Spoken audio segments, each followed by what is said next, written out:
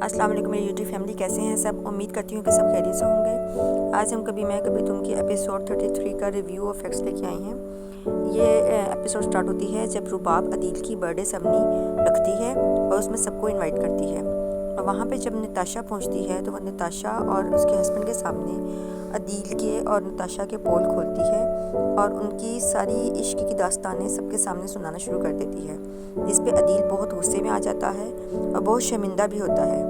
और उधर नताशा भी बहुत शर्मिंदगी से उसकी तरफ देख रही होती है और उसके माँ बाप उसको हैरान परेशान होकर देख रहे होते हैं कि ये रुबाब क्या ड्रामा कर रही है।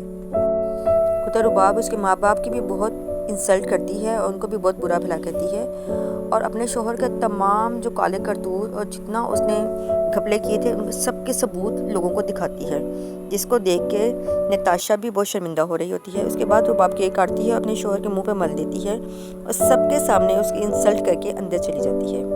उसके बाद अदील उसके पीछे जाता है और उसको सफाइयाँ पेश करने की कोशिश करता है, लेकिन वो उसकी कोई बात नहीं सुनती और उसके माँ बाप का भी रो रो के बुरा हाल हो रहा होता है कि हमारे बेटे ने क्या कर दिया है।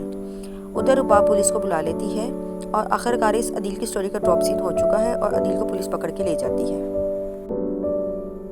अब दूसरी तरफ शर्जीना की स्टोरी चलती है। शर्जीना घर में काफ़ी दिनों से अकेली रह रही होती है और मुस्तफ़ा पूरी रात घर नहीं आता। एक रात उनकी लाइट चली जाती है और वो अंधेरे में उठ के जैसे ही बाहर आती है तो नीचे गिरी हुई तार में उसका पाँव फंसता है और वो नीचे गिर जाती है और बुरी तरह से गिरने से वो बेहोश हो जाती है।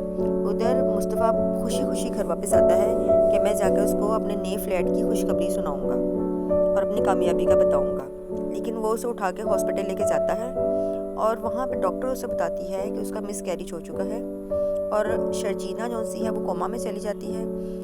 उसके माँ बाप भी आ जाते हैं, वो उसको बहुत बुरा भला कहते हैं। उसका बाप जो कि हमेशा से मुस्तफ़ा को सख्त नापसंद करता है, वो उसे बहुत बातें सुनाता है और इस सब में उसको कसूरवार ठहराता है।